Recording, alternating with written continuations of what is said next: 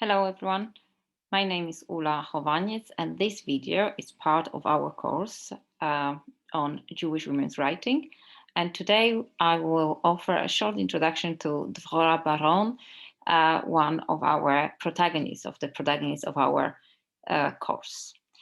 There is not very much material that you can find, especially in videos or podcasts. Dvorah Baron is still not very well known in English world, but we can talk a little bit about her writing, especially about the collection of short stories, The First Day, this collection, which and a couple of stories we will talk about. We will talk during the class about the short story called The Deserted Wife, Aguna, but we also mentioned in the beginning a really interesting story about rabbinics.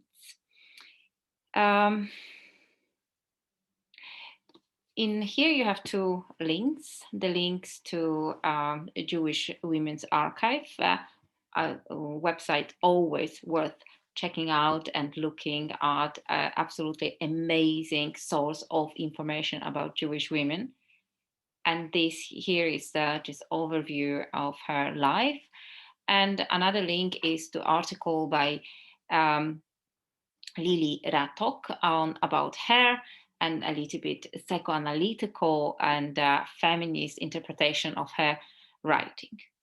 I would like to start with Lili Ratok because on Jewish Women's Writing, Jewish Women Archive, on this website you actually have a very nice overview of Israeli writers, women's writers from 1948 to 2004, which is a very interesting introduction to Jewish women's writing in general.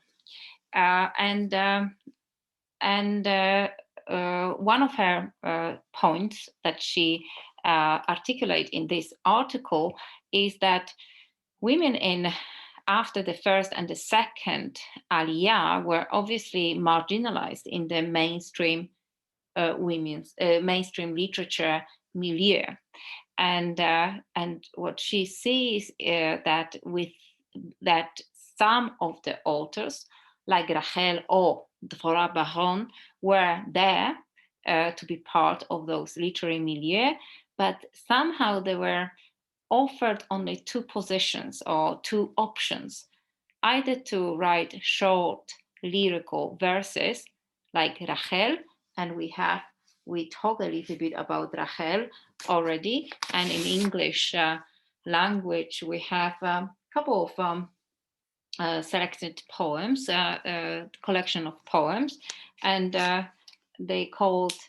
Flowers of Perhaps from one of the poem, a very interesting poem that she wrote in the mid 1920s, already when she was, or maybe when she was in the move of being exiled from kibbutz, which was a very traumatic experience for Rachel. But anyway, Rachel was given the position of a woman, of a very well-known and celebrated women's writer, yet she was usually praised for her lyrical, not critical, lyrical way of using Hebrew language, very short lyrical verses. Another option that Lili Ratok enumerates or points out in Hebrew literature, in the 20th century Hebrew literature, is the nostalgia of shtetl. And here Dvorah Baron is an amazing example. Dvorah Baron has written in her life in both language, Yiddish, as she started with, and then she moved to Hebrew. And in both of the languages, the shtetl is quite important part because she's probably the only woman that a very talented and then recognized women that comes from a poor shtetl background. And this nostalgia for shtetl was, according to Lili Ratok, another ways of kind of allow women to be in the uh, ground literary milieu of the young Hebrew literary movement at the beginning of the first part of the first half of the 20th century. Well, that is Lili Ratok, but not everybody thinks that this nostalgia for shtetl was some sort of oppression or some sort of negotiation of women's writing or women's writer position in the Hebrew language. But definitely what we know is that Dvorah Baron was celebrated and very appreciated as the writer from the beginning, even in before her aliyah to Palestine. Here I refer to this wonderful book. I have this book from the Stockholm Royal Library. I have somewhere the book at home, but can't find it. My own copy, so I took it out from the library. It is a wonderful collection, Women's of the World, Jewish Women's and Jewish Writing, edited by Judith Baskin, and all the here the essays are absolutely super interesting and informative. The essay about Dvorah Baron, it's called Daughter of the Shtetl. And what Ruth Adler, the author of this essay, stresses is the importance of the theme of the shtetl in Dvorah Baron writing, but not necessarily nostalgic, but somehow critical, but also in the various ways, like short. But first of all, in a way, she shows really, really in a powerful, beautiful way the lives, the sometimes the contradictions, the full of characters that are both full of contempt to this very, very poor shtetl life, but at the same time full of admiration of this community, of the power of the community life. Well, I would like to read just the beginning of this essay, because it shows actually the situation of Dvorah Baron as the writer. Photographs of Hebrew and Yiddish writers in Vilna taken in 1909 include 20 men and 1 woman, Dvorah Baron. In here, in this video, I give you the fragments of what I'm reading, so maybe you can stop it and read it if you want, but I will forward and I will put this photograph. Here is the photograph that I'm actually reading about. These pictures make a statement about the literary of the period.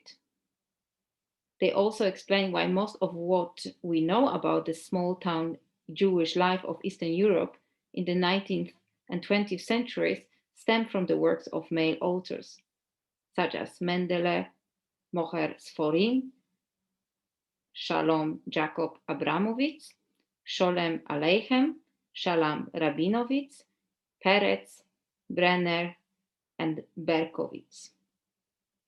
Yet these portrayal of the shtetls are, at best, partial representation and, at worst, flawed. for they are often ideologically tainted by writers who had left the physical confines of the shtetl, but were little seeking to separate themselves from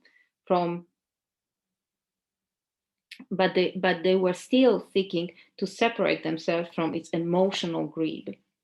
They paint a green picture, emphasizing the shtetl's defects and filling with shadowy figures like those who inhabit Peret's dead town, people staggering under the load of eking out a meager existence, neither engaging in daily activities, loving or caring for one another, not striving for ideals. Many of these male writers were sensitive to women's plight. Mendele and Peretz decried arranged marriages, bemoaned women's excessive economic burdens, and even noted their lack of equal educational opportunities. Berkowitz saw how harassed and overburdened women were with child rearing and household. Influenced by Haskalah and socialism, these writers buttressed their ideological rejection of the shtetl by describing women as pathetic victims of an antiquated social and economic system. Dvorah Bahron is the only female Hebrew prose writer known to be emerged from the shtetl milieu in this last century. Like many of her contemporaries, she also wrote in Yiddish at the beginning of her career, but she soon turned to Hebrew as her primary language, literary language. Her works, which are an important and neglected source of information about shtetl life in general and the lives of women in particular, reflect her own unique experiences and perceptions, often quite different from the presented by men. The beginning of this essay shows a very interesting point.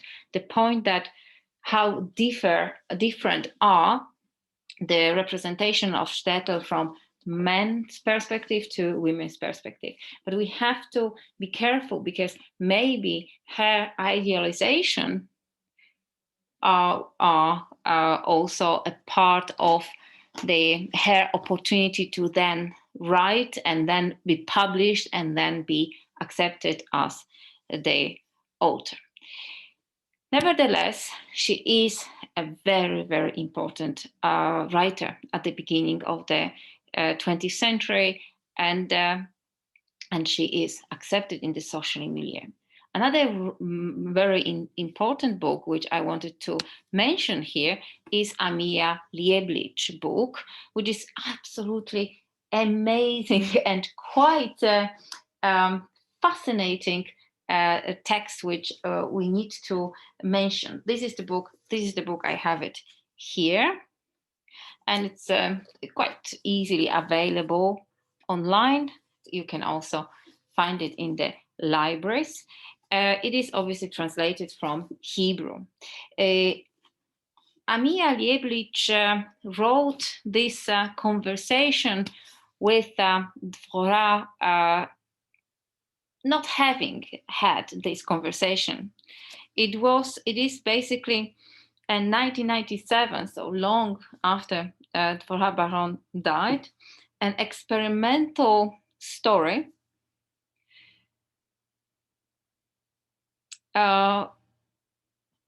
inventing conversation as a way to find out who Dvorah was.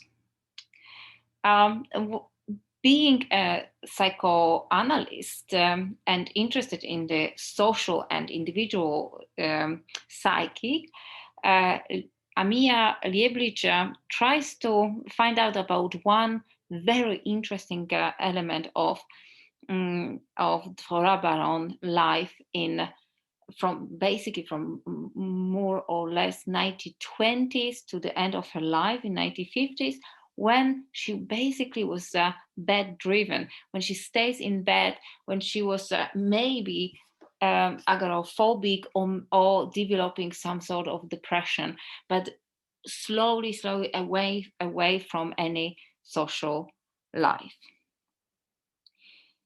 So Lieblich's book is the imaginary conversation, a story of this active, young, progressive writer, strong. Like we can imagine how strong has to be this woman who managed to be in the photos of all Yiddish writers, the most important Yiddish writers of the time at the beginning of the 20th century in Vilna. And then after being in the middle of the career, she stopped writing, or she stopped seeing people. What was this mysterious illness? What was this social isolation? What was this also very powerful relationship with the daughter, Zipporah, epileptic as well? So the illness is also for Lieblich a very important element to discuss this literary figure. Maybe she was behind the decision of isolation, the protection, or maybe her maybe lack of energy to fight, to be part of this men-centered literary milieu. But Lieblich actually very nicely shows in this book, her work in the Young Worker, the magazine, in the very important magazine at the beginning of the 20th century in the socialist milieu, marriage with Josef Aharonovich, also quite powerful relationship and probably quite dependent. And there is also mentioning the memory of the shtetl, which was fused with both fondness and longing, but also knowing all these bad elements of this milieu of shtetl circumstances.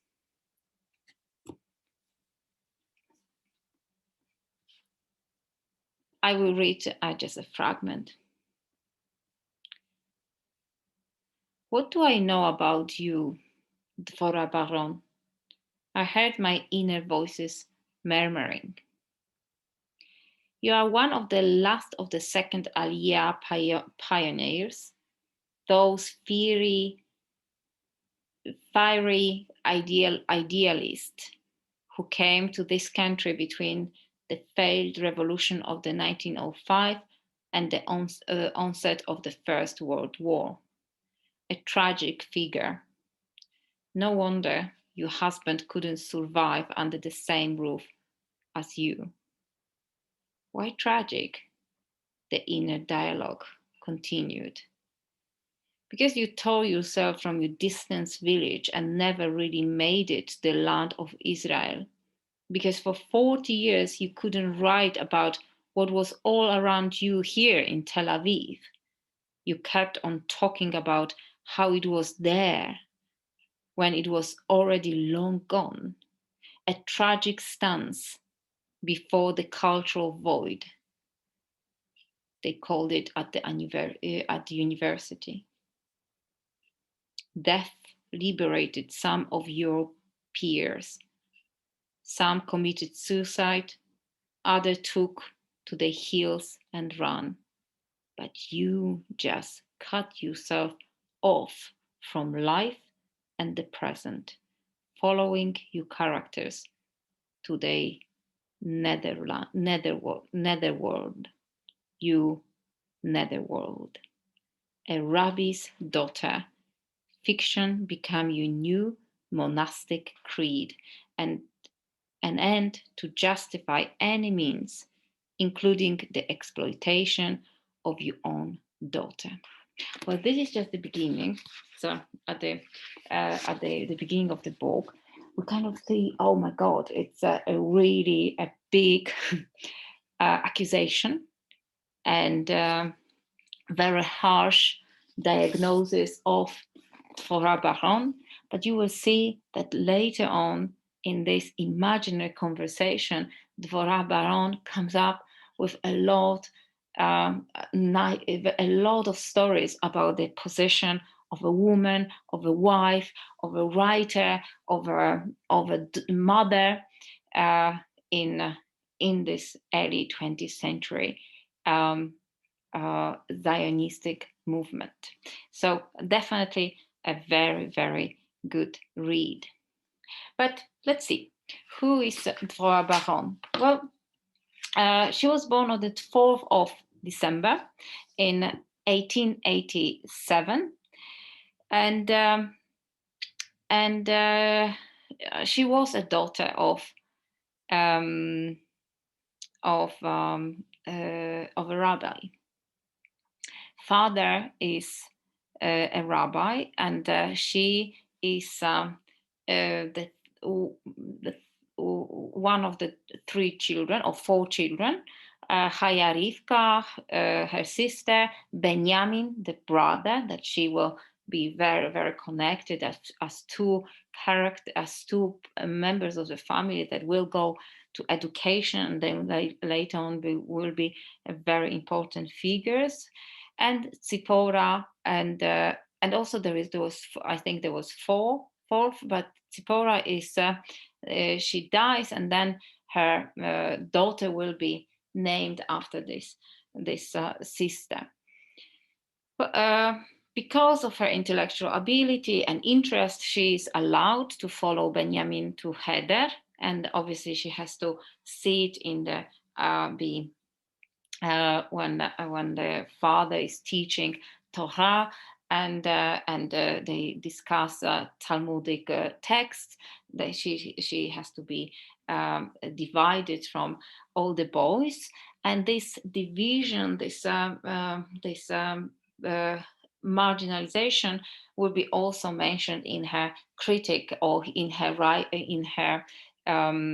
discussant and commentators of her writing, like Lili Ratok will actually point out that this division of they and me and Dvorah can be also seen in her writing.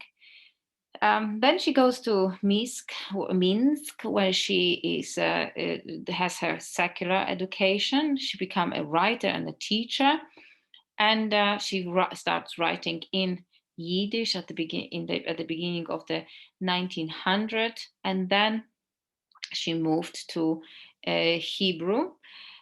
She moved to Palestine in 1910, and where she works also, and she connected to the young worker Hapoel Hatzair, as we mentioned before. And then she married one of the editor of the young worker, Joseph Aharonovitz. And with him, he has a daughter, Tzipora. They during the war, they had to be they go to Egypt. They are exiled for a while, but they in the 1919 they come back to Israel, and we know that already from more or less the beginning of the 1920s, Dvorah, this active, strong, pioneering women's writer, become slowly seclusive and avoiding social life, and more life of Dvorah Baron at home, bedridden and without contacts. Sometimes with some contacts with some friends coming up and to her for a visit, but those visits are rarer and rarer. and also Zipporah, her daughter, being completely on her disposal. Those years are somehow illuminated, explained by Lieblich conversations, but they're not very well known, and they can only be part of the discussion about women's position in literature and women's maybe depression and as the reaction to such a difficult and troublesome decision of becoming a writer in the male's world. This we don't know. We know that Dvorah Baron is amazingly important in thinking about writing in Hebrew. We will hear in a minute a little presentation, the little film about Hebrew, and then the Hebrew as the modern language is the invention of the 20th century. And she uses the language from the beginning of the 20th century, the language that she knows from the Holy Scripture. The stories are full of the stories from the Holy Scripture, they're full of references and also using the language of the Holy Scripture. So with no doubt, she can be called the first modern Hebrew women's writer, but often the language, even for the Hebrew speakers, is quite problematic and full of archaisms. When we talk about her publication, so even though she published in magazines,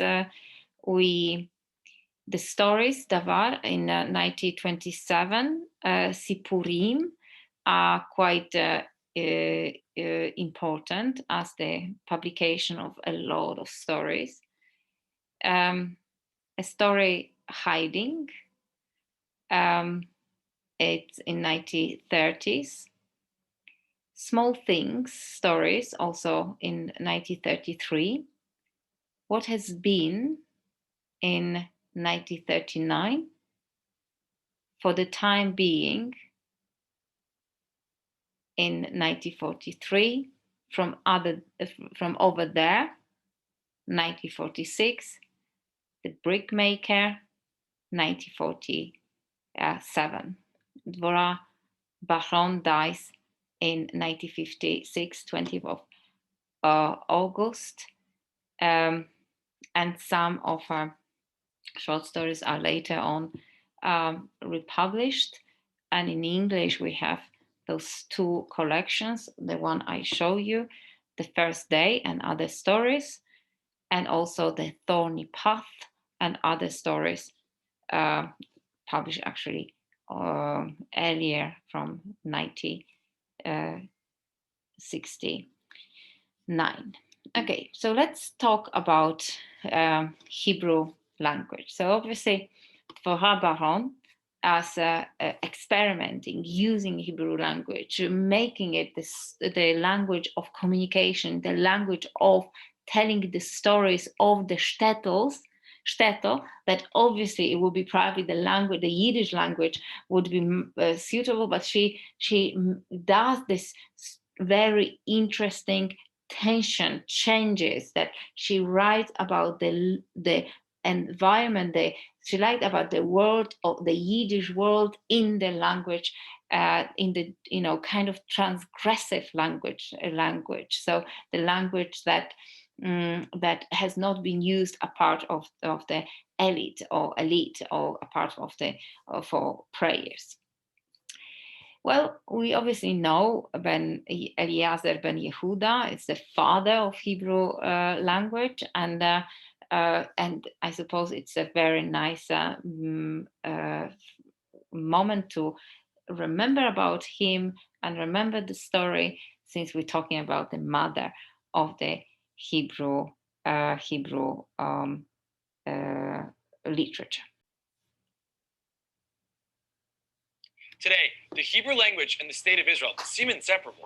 But what's crazy is that for millennia, spoken Hebrew was an all but dead language. Sure, the Bible, prayers, and religious texts were written and read in Hebrew, but nobody spoke it in daily life. So, how did an almost extinct biblical language become the mother tongue of world Jewry in the span of only a few decades? Something that had never happened in the history of language.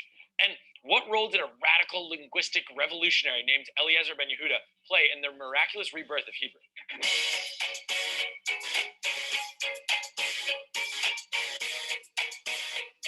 Let's go back, like way back. In the Bible, the Jews, otherwise known as Hebrews, spoke an ancient, well, more biblical version of Hebrew. Biblical Hebrew remained the native tongue of Jews for over 1,000 years, but Hebrew as a spoken language began to die out around the year 70. That's the year the Romans destroyed the second Jewish temple in Jerusalem and exiled a vast number of Jewish people from Israel. And Hebrew as a spoken language really kicked the bucket about 65 years later in 135 after the failure of the Bar Kokhba revolt, when Roman Emperor Hadrian expelled, enslaved, or killed most of Israel's remaining Jews, the final native Hebrew speakers. So that should have been the end of Hebrew, right? Well, no. Hebrew as a spoken language was dead, but the few Jews left in Israel continued using Hebrew in the study of Torah, but, and this is key, they only used it as a written, literary language. According to Louis Glinner in his book, The Story of Hebrew, reading Hebrew became a sort of spiritual resistance by Jews against the Roman oppressors. By the turn of the 2nd century, Aramaic had become the commonly used language of the Middle East, but Hebrew as a written language for Torah study still persisted.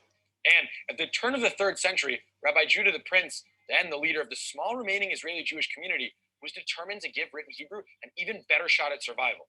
He decided that he would exclusively use Hebrew in his editing of the Mishnah, the compilation of Jewish law, and the basis for the Talmud. His very deliberate choice to codify Hebrew as the language of the Mishnah kept written Hebrew alive. But by the 6th century, Hebrew's use for Torah study was very limited. This was when the Talmud, the encyclopedic work forming the basis of all Jewish law, was composed. It was a whopping 5,400 or so pages, in mostly Aramaic. Still, though, Hebrew held on. Medieval scholars wrote their commentaries on the Bible and Talmud in Hebrew, from Rabbi Shlomo Yitzhaki, or Rashi, in France, to Rabbi Abraham ibn Ezra in Spain. Maimonides, the 12th century leader of the Jewish community in Egypt, wrote his Mishnah Torah, or Code of Law, in Hebrew, covering every detail of Jewish observance. Okay, we've got the ancient and medieval history covered, so it's time to talk about Eliezer ben Yehuda, who resurrected Hebrew as a spoken language in its modern form, right? Not so fast. The revival of Hebrew as a modern language actually started well before his time, with one period often overlooked. The 18th century saw the Age of Enlightenment, during which the study of language rose in popularity, and Hebrew is no exception.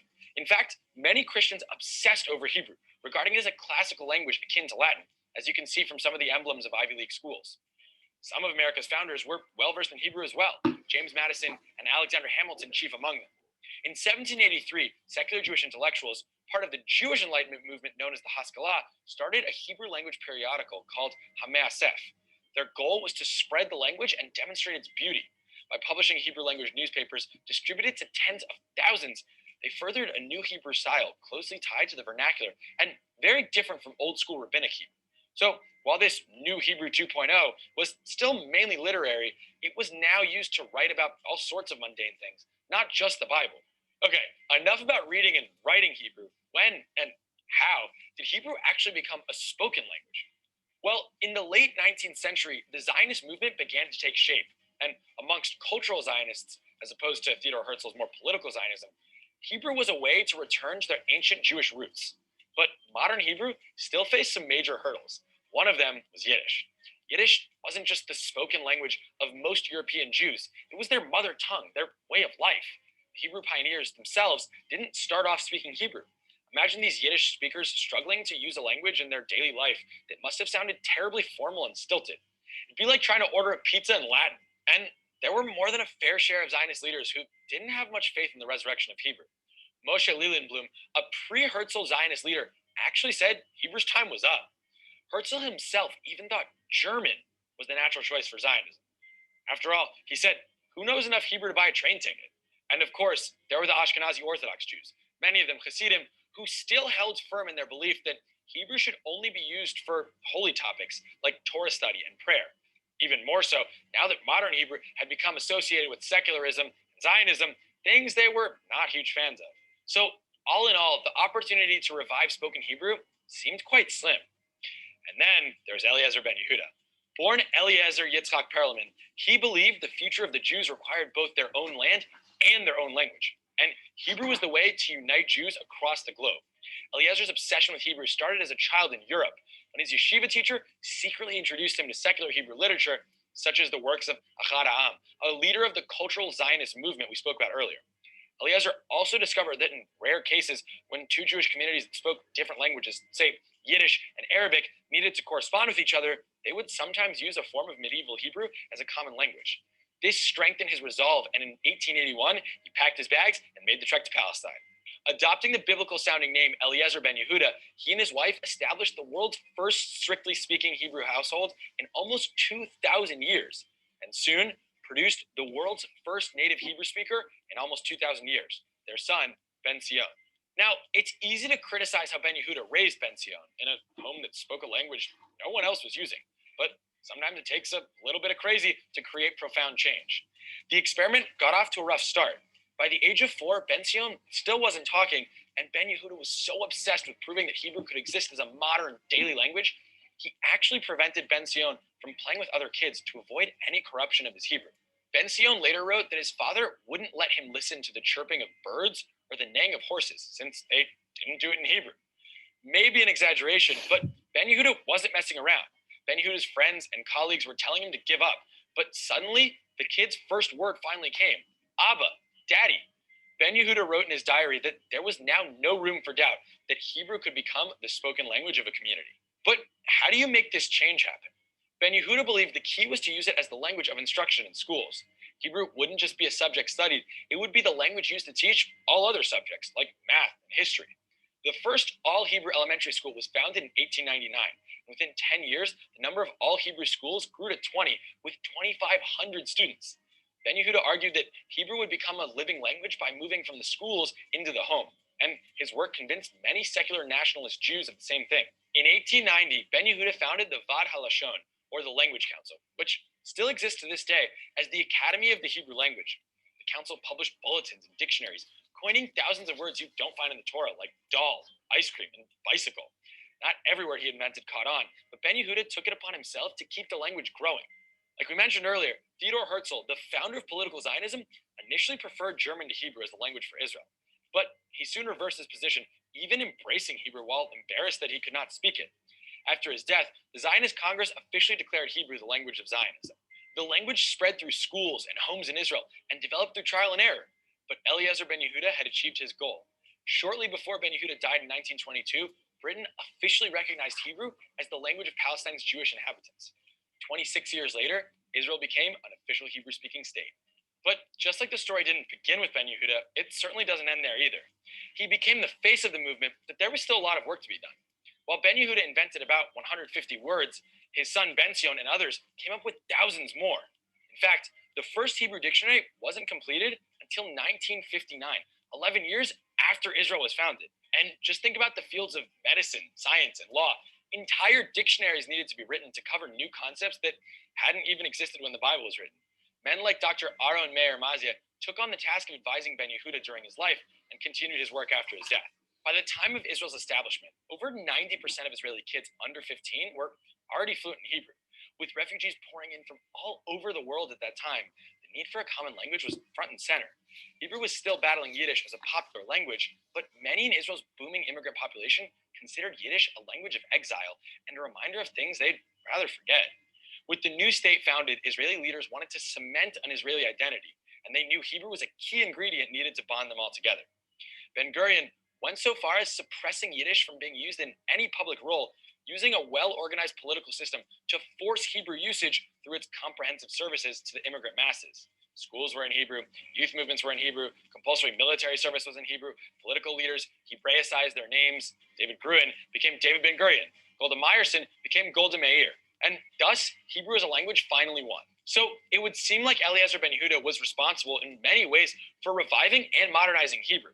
But It took an entire people over many centuries to ensure that he would be able to accomplish this feat.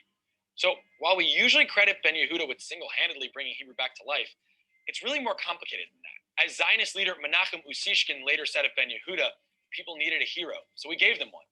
Still, it was Ben Yehuda who steered the language past the array of obstacles facing it in the 19th and early 20th centuries. Remember, not everyone wanted it to succeed. If Herzl had his way initially, Israelis would be speaking German. Doesn't sound right, does it? So, can your average American teenager read and understand a 300-year-old English manuscript without help? Unlikely. But any Hebrew speaker can open up a 3,000-year-old Hebrew text and make sense of it, religious or not. Hebrew's rebirth returned a common language to an ancient people, and its revival also helped lead to the miracle of Israel's rebirth. Jews now have both a land and a language, just as Ben Yehuda envisioned. Thanks for watching. See you guys next week. I think this short video shows really nicely the development and the miracle of modern Hebrew, the development of the Hebrew, but also miracle of the modern Hebrew as the modern project. And our aim in this course is actually stress also the women's impact on this miracle, on this development, and using this still under development language and with modernizing it and making a lot of experiments on the language that it was for centuries and millennia preserved in the Holy Scriptures and the prayers. Dvorah Baron creates the stories of her childhood, of the shtetl, and let's talk about one of the short story of Dvorah. In the beginning is this short story that Bereshit, that it was written. It was published in the 1927. When it was written exactly, we don't know, but there is a suggestion. It was a much earlier text. And here I connect this short story with the drawings or the paintings of Marc Chagall. This is one of his drawing, which shows his shtetl, Vitebsk, and with a lot of typical for shtetl imaginary elements like goat and worker and synagogue, little houses close to each other, elements of beautiful plants, and there is this strange women's figure upside down. We don't know whether it's a ghost or maybe someone that looking at this place and trying to find out what it is, like a little bit from outside. There's many of Chagall's portrayals of himself and his wife as a young couples, often floating over small town shtetl, most likely Chagall's Vitebsk. It is usually a colorful modern couple that are juxtaposed with this town below, surrounding with grayish pictures, and sometimes with the blotches of red and green fragments. There's also almost always a goat.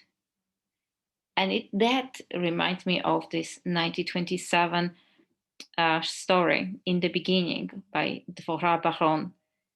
It is a story of the arrival of a city girl, a newly wed Rebbetzin, to the deserted Lithuanian shtetl. And the woman is in despair, looking in tears at the poverty of her new surroundings. When she looks at the milk goat white goat with innocent eyes at the pile of rubbish, she has almost like the experience of abjection. She's definitely unhappy. But the sympathetic narrator understands this. It is a tough surrounding, it's a tough time, tough reality for this city girl.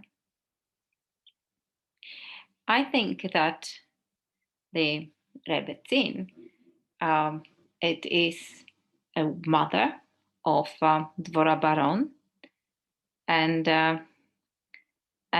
it is her experience, or how Dvorah Baron sees her experience, must have been when more time in the time of Passover in the 1886, she comes to her shtetl when she will spend the rest of her life. Dvorah Baron creates the character of a woman, a little bit like the one in these photos, that is outrooted from somewhere else, from a Hebrew language, talush, uprooted character that needs to find her roots in this new way. And what Dvorah Baron does in her story, using both the language of Midrashi, the language of Jewish stories, Jewish interpretation of his stories from Tanakh, from Torah, and from the Bible, and also using Haggadah, the stories that are read during Passover, during the Seder in Passover, the stories of Jewish exile. She uses also the songs, and the prayers, the imaginary of this, using this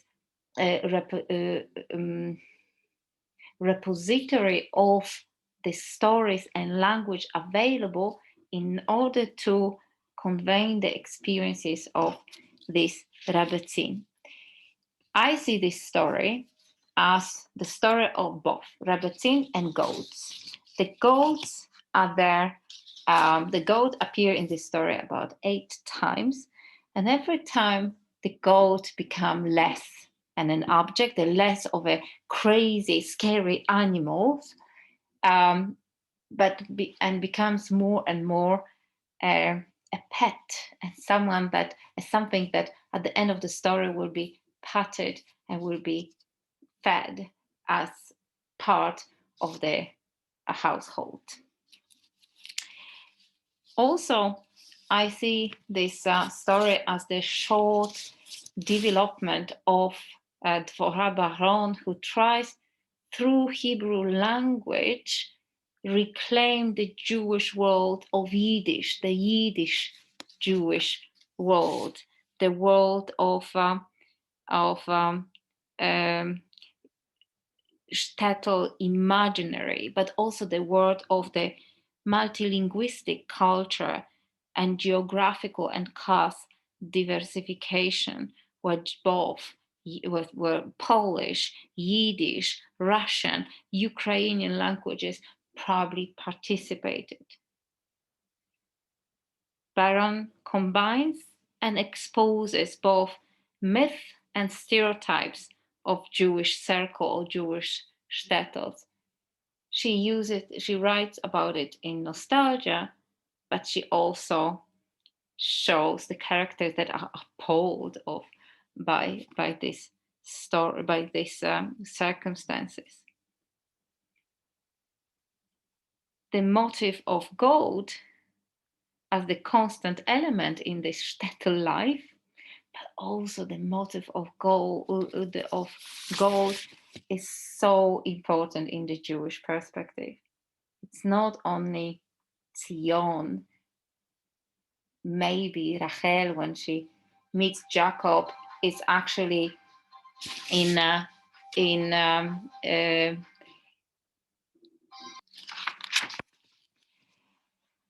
figure of goat as the companion of Rabbi Tzin, who at the beginning is a talush, uprooted character, but then she becomes part of the scenery a little bit through this negotiation of her attitude to settle with or altogether with the goat and her attitude to goat.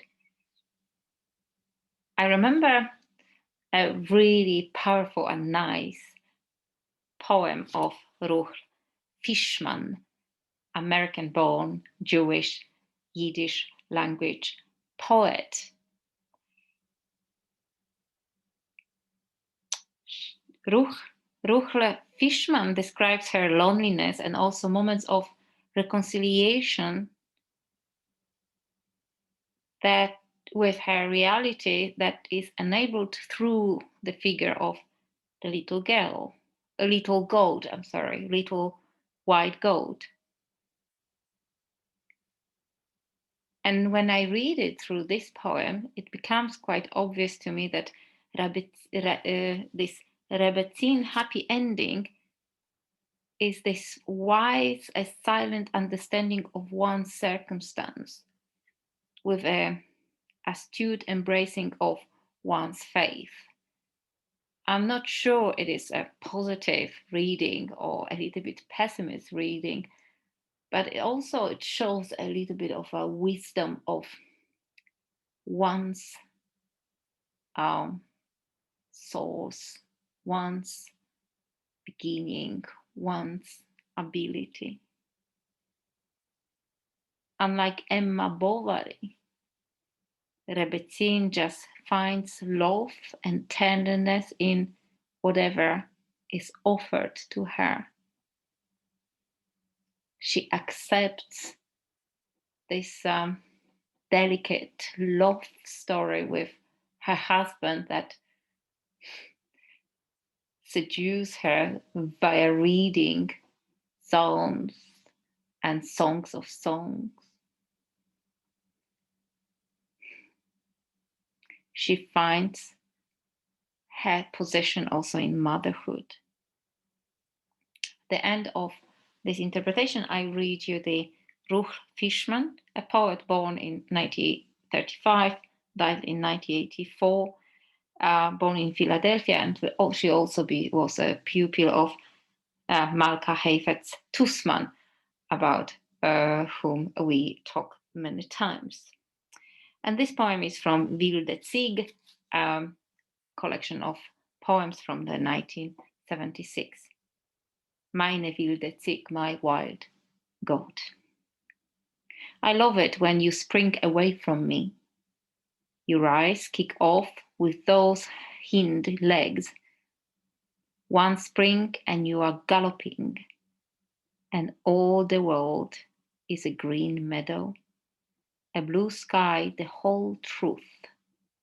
How lovely, so lovely, you little white head that nods a yes and runs off for no. While I stand with my sadness screwed tight, it brings joy. When my wild she-goat springs away from me, when my white she-goat springs towards me.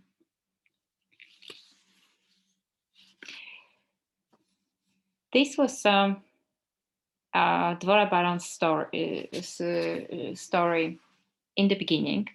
Just wanted to mention also that through reading this story and also through reading all the story of Dvorah Baran, we can find her amazing education, like a Jewish boy education into the scripture and texts. We see midrash, so this rabbinic biblical interpretation, usually based on the biblical text, but then describing or explaining some voids, lacks, or sometimes paradoxes. And also here, in particular, in the beginning, the Haggadah is here important, the Jewish text that sets forth the order of the Passover Seder. So the Jewishness of this, the cultural Jewishness aspects of this text are also quite important. The she-goat here is we can see as the acceptance of the Städter reality, could be also a symbol of sexual and joy, and the preparation as for Rebbetzin to become a mother, or also the symbol of Baron's understanding of Hebrew language within Jewish tradition. Here is another picture of a goat and the shtetl reality, and the Fishman poem. Another story we will talk about is family and deserted wife. Aguna is particularly interesting and important for us. Obviously, Aguna is the deserted wife, the wife that cannot be divorced and cannot remarry. And here's a book which is just announced, and it's supposed to be out in June 2021, this June, and it's the plight of Jewish deserted wives. This is quite interesting because it is this void in Jewish law, Jewish traditional law, that the moment when the women are not, when the divorce cannot be granted, given to a woman with the witnesses, abandoned wives stays in this quite strange void. And Chaim Sperber is describing this in this span on time of 50 years of the 19th century. But that is the story of generally the Jewish history story. So, and one of those reference of footnotes on deserted wives is Dvorah Baron short story.